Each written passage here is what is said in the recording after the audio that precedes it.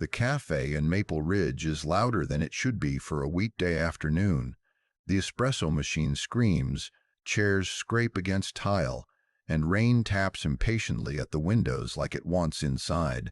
Ethan Cole, shifts the strap of a worn backpack on his shoulder while balancing a paper cup and keeping one eye on his daughter, Lucy, tucked close to his side.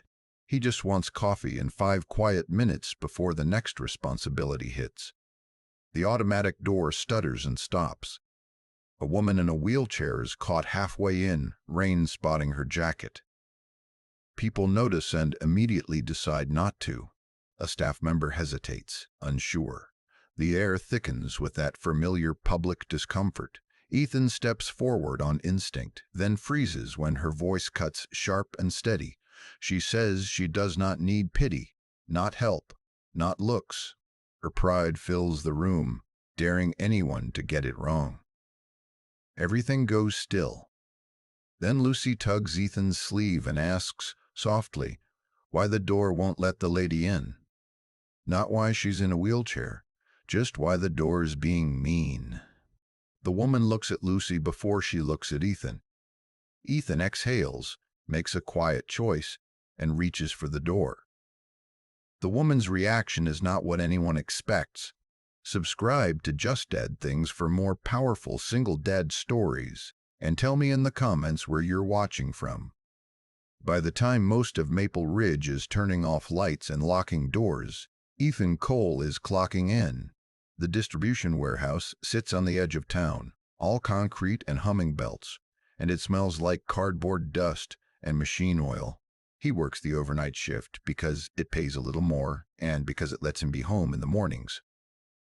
Sleep comes in pieces now. 2 hours here, 1 hour there. He tells himself it is temporary, the way people do when they are afraid to admit this might just be life now. When his shift ends, the sky is usually still dark.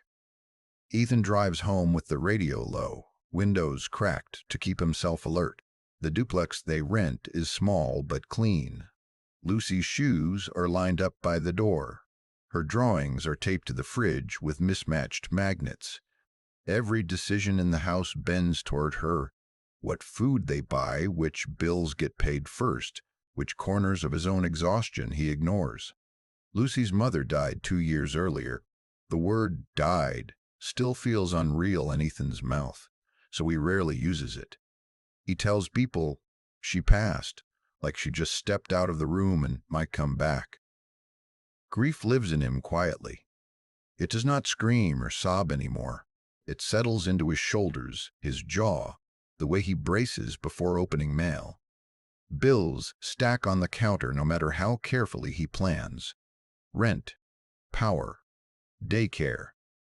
There are notices with polite language that still feel like threats. 1 missed payment, 1 late pickup, 1 call from the wrong person. Ethan knows how fragile their balance is. He knows how quickly systems can turn against a single parent who looks tired enough to be questioned. Mornings are Lucy's time. Ethan wakes her gently, braids her hair with clumsy patience, and packs her lunch while half listening to her stories about school. She notices everything. When he sighs, she notices. When he skips breakfast, she notices. She never complains, which somehow makes it heavier. She carries empathy the way other kids carry toys without thinking about it, always ready to hand it over. Ethan plans routes like a soldier plans supply lines. He chooses sidewalks with curb cuts. He memorizes which stores have automatic doors that actually work. He avoids places where people stare too long at single fathers, where questions hang in the air like traps. Is her mother around? Is he babysitting today? He has learned how fast curiosity turns into judgment. Attention costs him something. Attention can turn into assumptions, and assumptions can turn into reports, warnings, or quiet notes and files he will never see. He has heard stories from other parents at the warehouse. He has seen good men lose hours, lose jobs, lose leverage because someone decided they looked overwhelmed. Lucy is the reason he keeps it together in public. She is also the reason he is always afraid of getting it wrong. At school drop-off, he watches her walk inside until she disappears. Only then does he let his shoulders drop. Only then does he feel how tired he is. Sometimes he sits in the car a few extra seconds, hands on the wheel, gathering himself before the next task. Pride tells him not to ask for help. Fear tells him he cannot afford mistakes.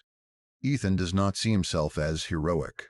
He sees himself as careful, as responsible, as someone trying to keep a small life from tipping over. He knows how thin the line is between stability and chaos. He lives on that line. That is why moments like the café matter more than anyone there realizes. One misunderstanding, one raised voice, one accusation caught on someone else's phone. It could ripple outward in ways Ethan cannot control. His job depends on being reliable. His custody depends on appearing capable. His future depends on staying invisible in all the wrong ways. Lucy changes that invisibility without meaning to. She asks questions adults are afraid to ask. She speaks to people adults talk around. She pulls Ethan into the world when his instinct is to step back, and every time she does, it terrifies him a little. Because loving her means being seen. Because protecting her sometimes means standing in places where judgment waits. And because Ethan knows, deep down, that if he ever loses this fragile balance, if he loses his job, his reputation, his footing, Lucy loses more than comfort. She loses safety. She loses certainty. She loses the only parent she has left holding everything together. That weight is always there, quiet, constant, and it follows him everywhere he goes. The woman does not introduce herself right away. She does not need to. The way the staff straightens when she lifts 2 fingers is enough to tell Ethan everything he needs to know. Her name is Margaret Hale, though Ethan will not learn it until later. In this moment, she is simply the woman in the wheelchair with a spine straighter than anyone else in the room. Her coat is tailored, expensive, without being loud. Her hair is pulled back with precision, not vanity. She carries herself like someone who has learned, over time, that hesitation invites disrespect. She has spent the entire day moving from meeting to meeting, conference rooms to elevators, polite smiles to quiet negotiations. She directs a regional foundation that funds small businesses, education programs, and community projects across 3 counties. She also happens to be the majority investor in the cafe chain Ethan visits, though nothing about her presence advertises that fact. Power rarely needs to announce itself. What Margaret is tired of is being handled. She is tired of strangers rushing to grab her chair without asking, tired of voices dropping into soft, apologetic tones, tired of people helping loudly as if performing for an audience. She has spent years building a life where she is respected for her mind, her decisions, her leadership. The wheelchair is simply part of her body now, but the world insists on treating it like her entire identity. So when Ethan steps forward at the door, Margaret assumes the familiar script. A well-meaning man, perhaps, eager to do the right thing in public. Or worse, eager to look like the right kind of person. She hears pity before she hears intention, and she cuts it off before it can land. Her voice is calm but sharp, controlled. She says she does not need pity. She does not need a hero. The words are practiced, not cruel. They come from experience, not arrogance. The cafe reacts instantly. Conversations hush. A barista pauses mid-motion. A supervisor looks over, alert now. Margaret notices it all. She always does. Being watched is something she learned to live with after the accident, after the months of recovery where everyone assumed fragility meant weakness. Ethan feels the shift immediately. The air changes. This is no longer just an awkward moment at a door. This is a test he did not ask to take. Margaret's eyes flick to the staff, and she makes a small, almost invisible gesture. It is not dramatic. It does not need to be. The supervisor moves at once, voice suddenly careful, deferential. The message is clear without being spoken. She is not just another customer. She is someone whose opinion carries weight. Ethan notices the way people respond to her, the way authority bends space around itself. He also notices the way Margaret watches him, not with hostility, but with assessment. She is measuring something. Intent, motive, sincerity. From her perspective, she has seen men like him before. Good intentions wrapped in clumsy execution. Fathers trying to model kindness for their children while accidentally turning her into a lesson. She does not want to be an example. She wants to be left alone, or better yet, treated like anyone else. Margaret is not cruel. She is guarded. She has learned that softness invites assumptions, that patience is often mistaken for weakness. The higher she rose in her career, the more she had to sharpen her edges to survive rooms where she was already underestimated. Disability made that climb steeper. Pity made it worse. So when she looks at Ethan, she does not see a tired single dad. She sees another variable in a long line of people who might get it wrong. Ethan, meanwhile, feels the imbalance in his bones. He can tell this woman has resources, influence, reach. He can tell that one complaint from her could ripple far beyond this café. He thinks about his job, about Lucy, about how fragile his footing really is. Lucy, blissfully unaware of power dynamics, looks between them with open curiosity. She senses tension, but not threat. She does not see authority. She sees a person who looks annoyed and wet from the rain. Margaret notices the child again. Notices how Lucy stands close to Ethan, not hiding, but not pushing forward either. Notices how Ethan does not speak over her, does not use her as a shield or a prop. That detail lodges somewhere Margaret does not expect. Still, she keeps her guard up. She has spent years teaching people how to treat her, drawing lines, setting boundaries. And in this moment, she believes she is doing exactly that, protecting her dignity, protecting herself from becoming a spectacle or a story someone else tells. What she does not realize, what none of them realize yet, is that Ethan is not here to fix her situation or feel good about himself. He is here because his daughter asked a question, and that difference is about to matter more than power ever does. Ethan does not rush to defend himself. He does not explain. He does not apologize for stepping forward, and he does not argue with the woman in the wheelchair. He simply moves.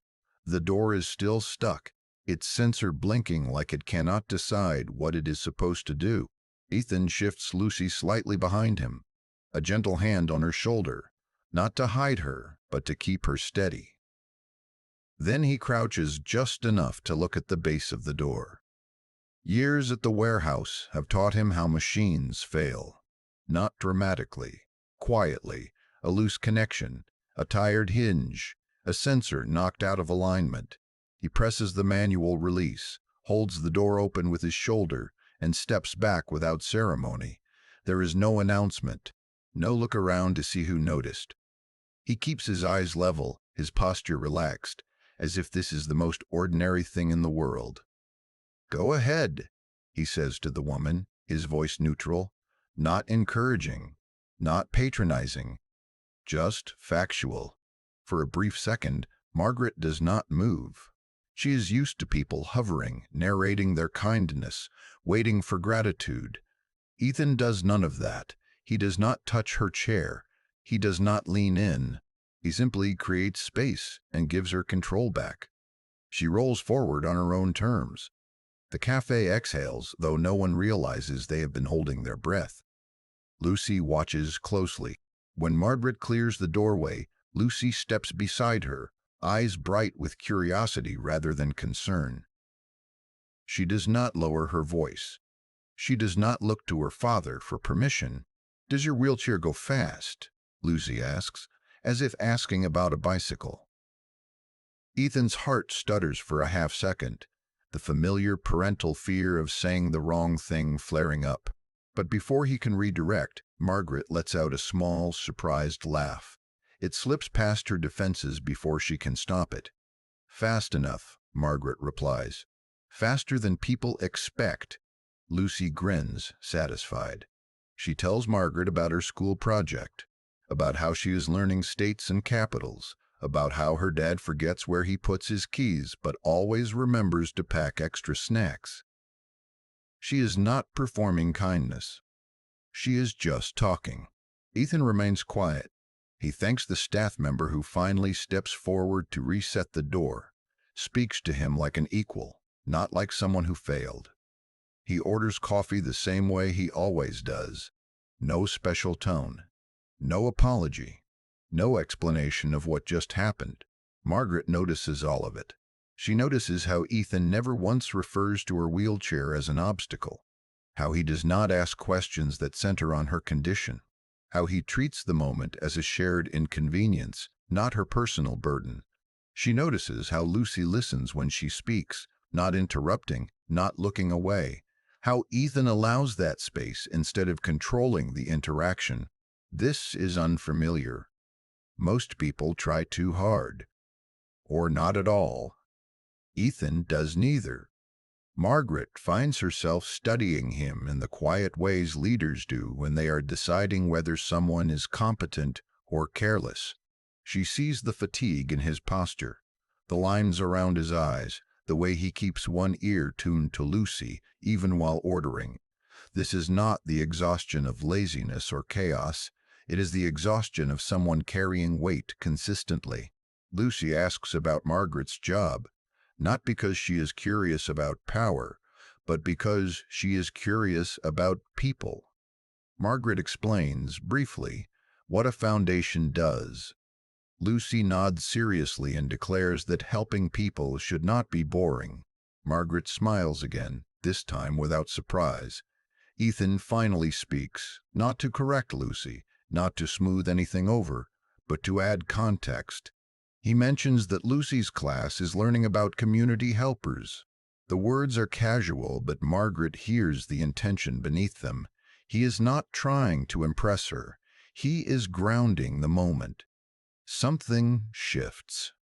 Margaret realizes she is no longer bracing, no longer scanning for condescension, no longer waiting to be managed. She is simply there, having a conversation in a café like anyone else. She feels a faint, unexpected sting behind her eyes and is annoyed at herself for it. Not sadness. Relief. The tension has not vanished entirely. The room still feels watchful. The staff still hover a little too close. But the sharp edge is gone. The moment has softened into something human. Ethan finishes his coffee without lingering. He does not ask for praise. He does not wait for acknowledgement. He thanks the barista, gathers Lucy's backpack, and prepares to leave like this was never about him. Margaret watches him do all of that and understands something important. This man did not step forward to be seen. He stepped forward because it needed to be done. And for the first time since she entered the cafe, Margaret Hale feels something loosen inside her. Not trust, not yet, but recognition. The kind that starts quietly, the kind that changes everything later. The shift happens fast, the way public moments always do when they turn ugly. One second the cafe feels merely busy again. The next it tightens with attention. A man in a pressed shirt and name badge steps forward from behind the counter. His tone is sharp in that practiced customer service way that pretends to be calm while carrying authority underneath. He looks at Ethan first, not Margaret. "You can't touch the door mechanism," he says, loud enough for the nearest tables to hear. "That's employee-only equipment." Ethan blinks, caught off guard. He straightens slowly, instinctively glancing at Lucy before answering. "It was stuck," he says. "I didn't damage anything." The supervisor does not lower his voice. If anything, it rises, as if volume might establish control. "You interfered with store property," he says. and you disrupted a guest experience. The word guest hangs in the air like a signal flare. People turn in their chairs. Conversations stop. Someone near the window lifts a phone, pretending to check messages while angling the camera just enough to catch the scene. Ethan feels heat climb up his neck. Not anger. Exposure. He knows this look. He has seen it before in different places, different contexts. The look that says someone has already decided who is at fault. Margaret notices the shift too. She hears her status being implied without her name being spoken. Major investor. Important guest. The supervisor glances at her, waiting. Expectant. Ready to act on her approval. She does not speak. Not yet. Ethan feels the imbalance tilt sharply. He realizes this is no longer about a door. It is about control, about optics, about a narrative forming without his consent. "I didn't mean any disrespect," he says carefully. "I was just trying to help." The word help sounds wrong in his mouth now. Too easy to twist. Too easy to mock. Lucy presses closer to his side. Her earlier brightness dims, replaced by the confusion that comes when adults start using hard voices. She looks around, sensing that something has gone wrong and not understanding why. Her small hand tightens in Ethan's. The supervisor exhales loudly, as if patience is being tested. "Sir, you don't get to decide what help looks like here," he says, "especially when it involves our investors." There it is. The line drawn. Ethan feels his stomach drop. He thinks about his job, about company policies and social media clips taken out of context, about how quickly a story can be told without him in it. He thinks about Lucy watching all of this, absorbing the lesson whether he wants her to or not. He could argue. He could raise his voice. He could point out that the door was malfunctioning, that no one else stepped in, that no damage was done. He could demand to be treated fairly. But he looks down at Lucy's face and sees the beginnings of overwhelm. Her brow is furrowed. Her breathing is shallow. She hates scenes. She hates loud adults.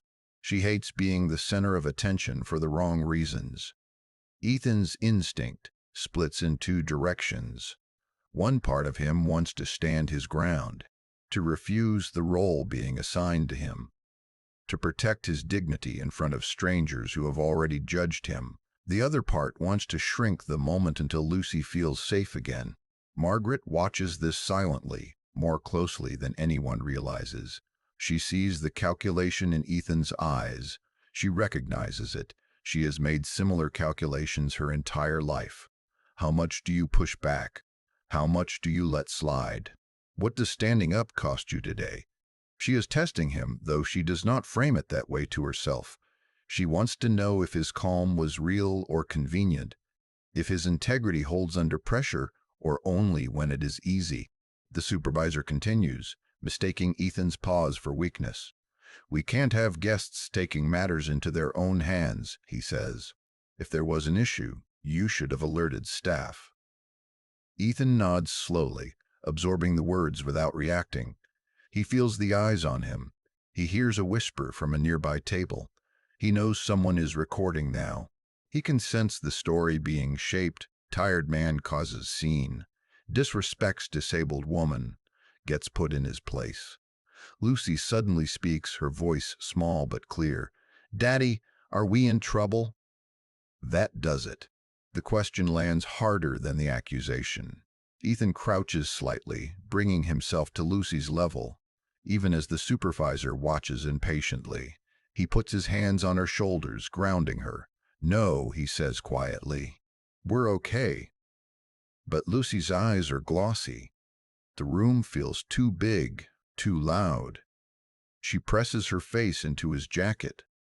Ethan feels the tremor in her body and knows that whatever point he was about to make no longer matters.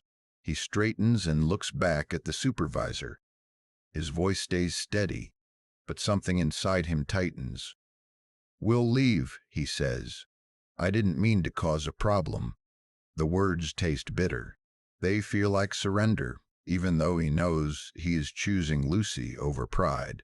A few people nod approvingly, satisfied that the situation is resolving. The phone lowers. The tension loosens just enough to be survivable. Margaret's jaw tightens.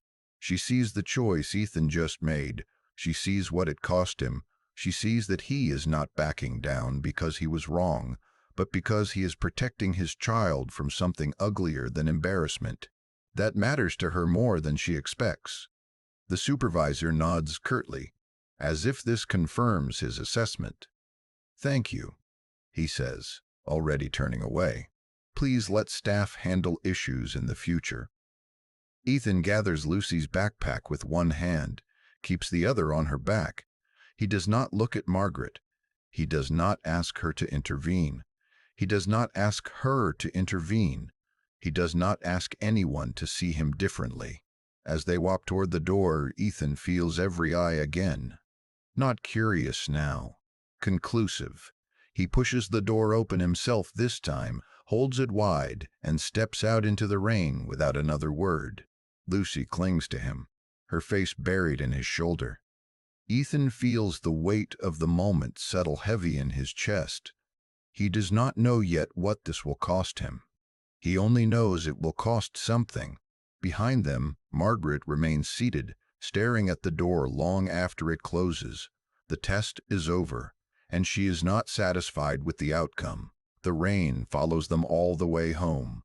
It drums against the windshield in uneven bursts, while Ethan keeps one hand steady on the wheel and the other resting lightly on Lucy's knee, as if letting go might make the day fall apart completely.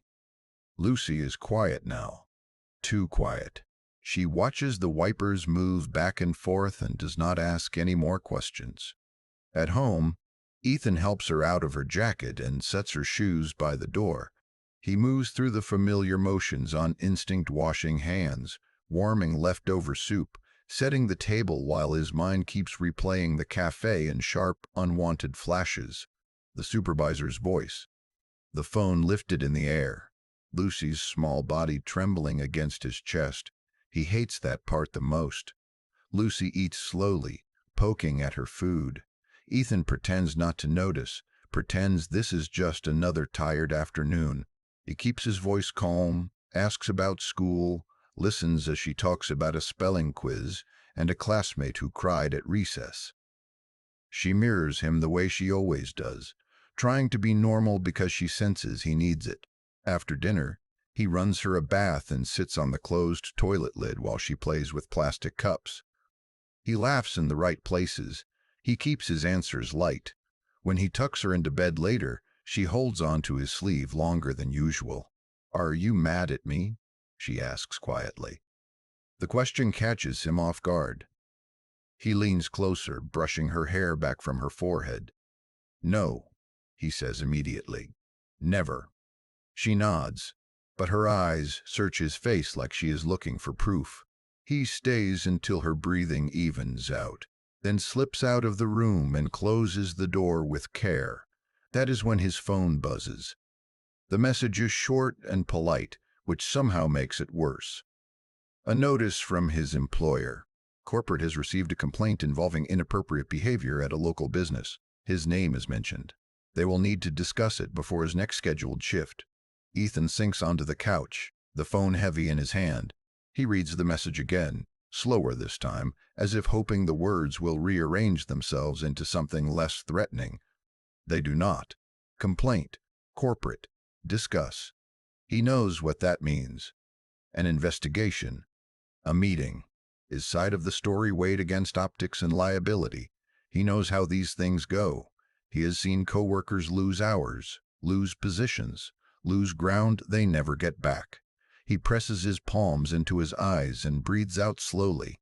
He tells himself not to panic, tells himself this does not automatically mean termination, tells himself to be rational, but fear is not rational. He thinks about rent, about daycare, about the thin margin he lives on, about Lucy's backpack hanging by the door, already packed for tomorrow, about how quickly everything could unravel. The phone rings again, his supervisor this time. Ethan answers, keeping his voice low. He steps into the kitchen, but the walls in the duplex are thin. He knows Lucy can hear muffled sounds through the door. The conversation is tense but restrained. His supervisor sounds uncomfortable, distant. Says corporate just wants clarity. Says Ethan should be prepared to explain his actions. Says these things happen, but policies exist for a reason. Ethan listens. He agrees. He apologizes for the trouble, even though no one has accused him outright of anything yet. He hangs up and stares at the counter, the hum of the refrigerator suddenly too loud. Behind him, a small voice speaks. "Daddy?" He turns to see Lucy standing in the hallway, her blanket dragging behind her. Her eyes are wide, worried. "Are you in trouble?" she asks. "Is it because of me?" The words hit him like a physical blow. He crosses the room in 2 steps and kneels in front of her. "No," he says, maybe a little too quickly. "This is not your fault. Not even a little." She looks unconvinced. "If I didn't ask about the door, would they still be mad?" Ethan feels something inside him crack. He pulls her into his arms, holding her tightly, breathing in the clean, familiar scent of her shampoo. He hates that she is even thinking this way. Hates that the world teaches children to shrink themselves so early. "Listen to me," he says, steadying his voice. "You didn't do anything wrong.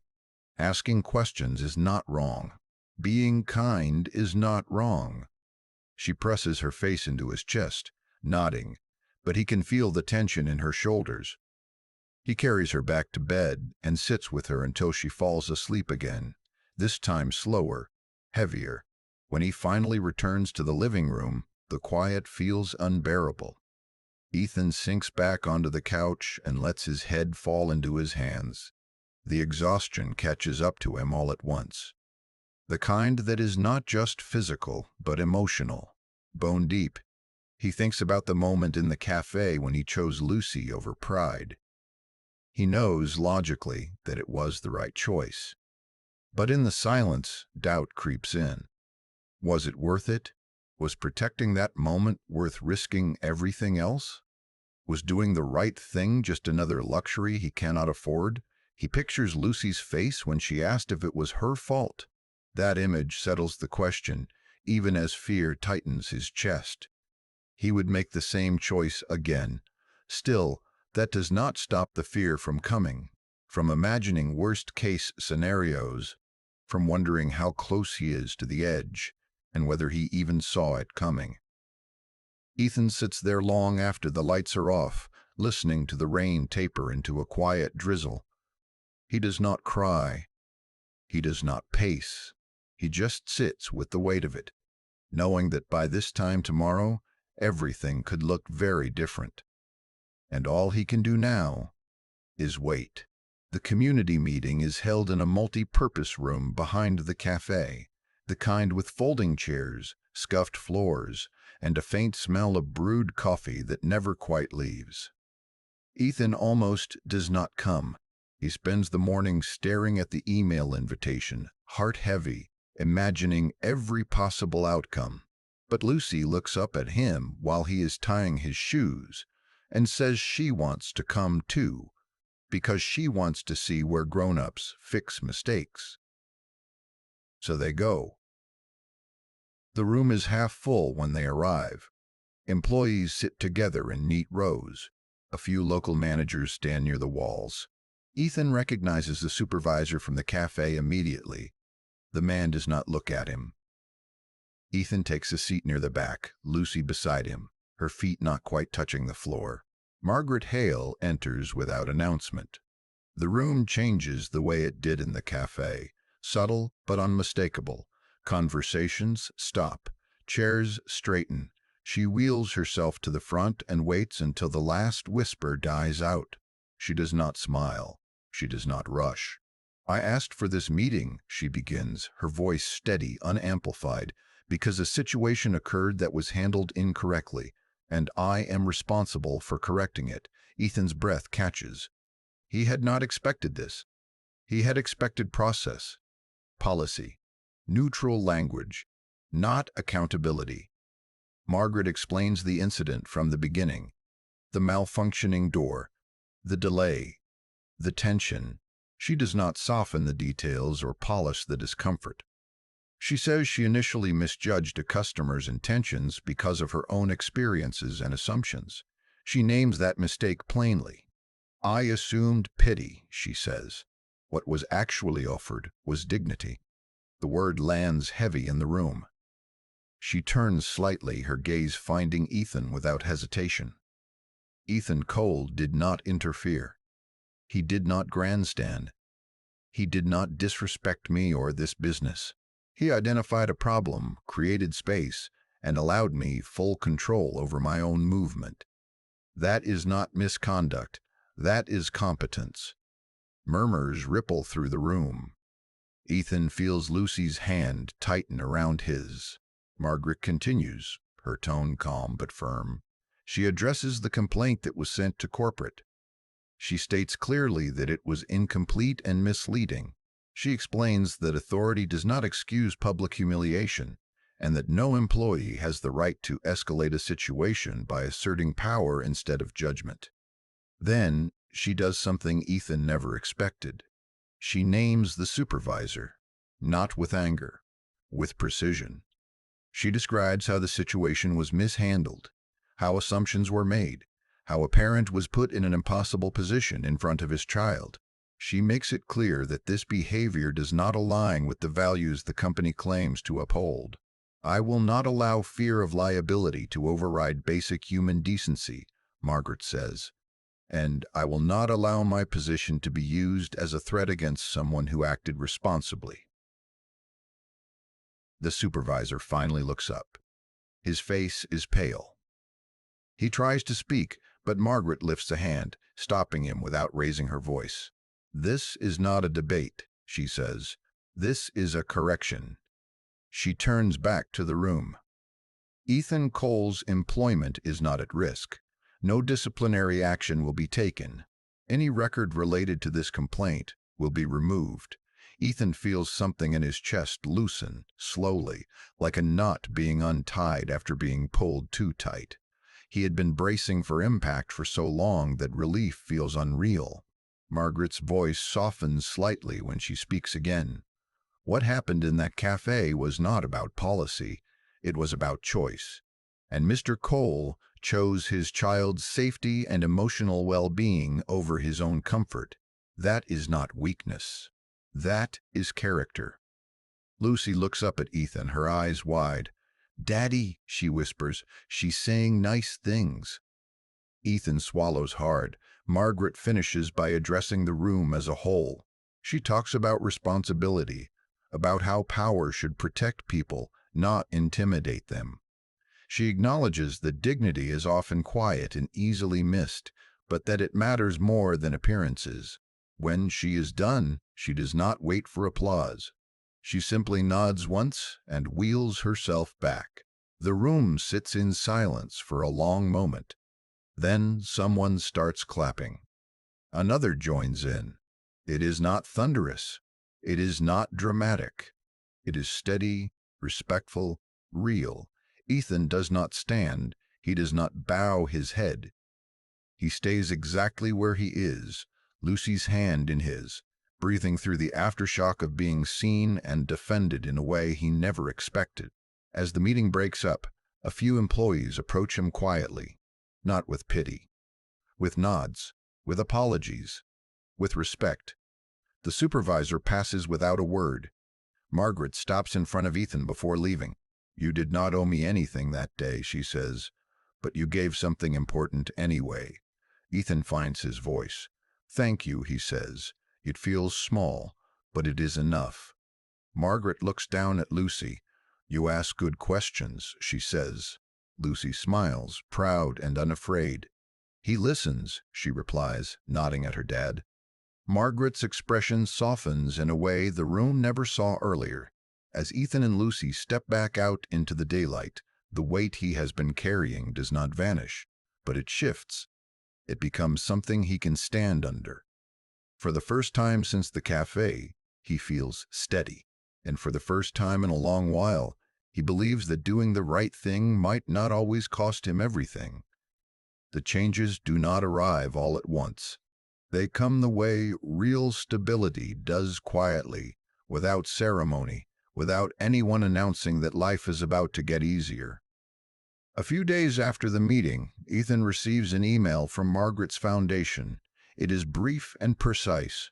There is an opening in the operations wing, coordinating logistics for community programs and partner warehouses. Daytime hours. Predictable scheduling. Work that requires exactly what Ethan already knows how to do: planning routes, solving problems, keeping systems running without drama. The message is careful to say this is not an offer made out of sympathy. It references his experience, his calm under pressure, his ability to make decisions that prioritize people without sacrificing efficiency. It is recognition, not rescue. Ethan reads the email twice, then a third time. He does not celebrate. He sits quietly at the kitchen table, hands wrapped around a mug of coffee gone cold, and lets the idea settle. The fear that has been living in his chest loosens a little. Not disappears, just loosens. He accepts. The new routine feels strange at first. He works while the sun is up. He comes home before dinner. He picks Lucy up from school instead of rushing to make it before closing time. They walk home together, Lucy chattering about her day, pointing out cracks in the sidewalk that look like animals if you tilt your head just right. Lucy changes in small, noticeable ways. She sleeps deeper. She laughs more easily. She stops asking if they are late all the time. Her teacher mentions that she seems more relaxed, more confident, raising her hand. The quiet tension she carried, mirroring Ethan's fear without understanding it, begins to fade. Ethan notices it most at night. Bedtime becomes unhurried. There is time for stories without glancing at the clock. Time for questions that wander instead of rushing toward sleep. He realizes how much of Lucy's childhood had been shaped by his constant calculation, his need to stay ahead of disaster. Margaret remains present, but not intrusive. She checks in professionally, never framing the opportunity as a favor. When she sees Lucy again at a foundation event held in a local community center, she greets her by name. Lucy, unbothered by power or titles, shows Margaret a drawing she made of a building with a very large door. "This one never gets stuck," Lucy explains. Margaret smiles and takes the drawing seriously, studying it as if it is a blueprint. "That's important," she says. Doors should work for everyone. Their bond forms naturally, without expectation. Margaret listens to Lucy the way she wishes more adults had listened to her after the accident, without rushing, without correcting, without projecting meaning onto every word. Lucy, in turn, treats Margaret as simply another grown-up who is interesting and kind. Ethan watches this from a distance, surprised by the ease of it. He notices how Margaret never oversteps, never inserts herself into their lives beyond what is invited. She respects boundaries because she understands what it costs to have them ignored. Life does not become perfect. Bills still arrive.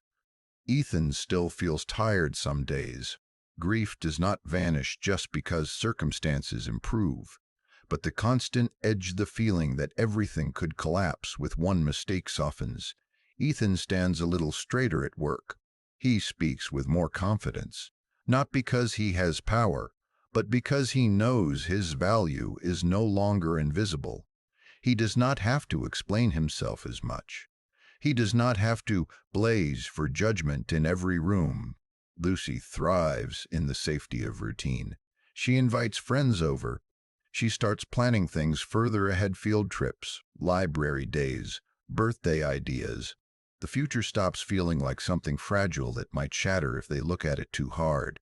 One evening, as they sit at the kitchen table coloring together, Lucy looks up and says, "Daddy, I like when days don't feel scary." Ethan swallows past the lump in his throat and nods. "Me too," he says. The stability they have now is not flashy. It is not luck. It is built on choices made quietly, on dignity protected in small moments, on someone powerful choosing to use their authority to lift instead of press down. For Ethan, that is enough. It feels like standing on solid ground after a long time at sea. And for the first time in years, he allows himself to believe that this ground might hold. The house is quiet in the way Ethan has come to cherish, not the heavy silence of exhaustion, but the soft kind that means the day ended gently. He sits at the small kitchen table, folding Lucy's homework into her backpack, double-checking that her lunch note is tucked into the front pocket. He does not rush. There is no reason to. Lucy stands on a chair at the counter, stirring hot chocolate carefully, tongue between her teeth in concentration. She pours 2 mugs and carries them slowly, proud of herself for not spilling. They sit together on the couch, knees touching, steam rising between them. Lucy takes a sip and then looks up, thoughtful. Margaret doesn't look sad anymore, she says. Not like the first day. Ethan considers that. He thinks about how many people walk through life armored, not because they want to be, but because the world keeps testing them. Sometimes people just need to be treated like they matter, he says. Not fixed, not saved, just respected. Lucy nods, satisfied with that answer. She finishes her drink and leans against him, already drifting toward sleep. Ethan carries her to bed, tucks her in, and smooths her hair, the way he has done 1,000 times before. This time his chest does not feel tight while he does it. Later he stands in the hallway for a moment, listening to her breathe. He thinks about the door that stuck, the choice he made, and how something so small changed the direction of their lives. He did not set out to teach a lesson. He just showed up the way he hoped someone would show up for his daughter. The world is still complicated. People will still misunderstand. Hard days will still come. But Ethan knows now that dignity has weight, that quiet choices echo, that respect given freely can soften even the hardest edges. He turns off the light and heads back to the living room, carrying that thought with him like a promise. If this story touched you, subscribe to Just Dad Things for more single dad stories, and tell us in the comments where you're watching from.